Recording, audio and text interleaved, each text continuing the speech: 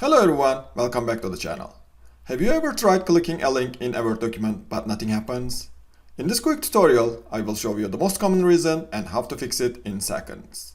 If you find this video helpful, don't forget to give it a like, it really helps out the channel.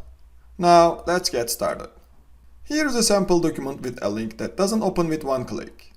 As you can see, I've clicked on it a couple of times, but nothing happens. In most cases, you can open these links by holding down the Ctrl key while clicking. As you can see, that opens the link. Let me return to our sample document. Another option is to right-click the link and select Open Hyperlink. But let's be honest, that gets annoying after a while. The good news is, you can change the setting so links open with just one click.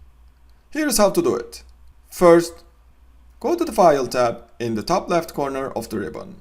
Then, at the bottom of the left panel, click on Options. In the Word Options window, select the Advanced tab. Under Editing Options, uncheck Use Ctrl+ click to follow a hyperlink. Click OK to save your changes and close the window.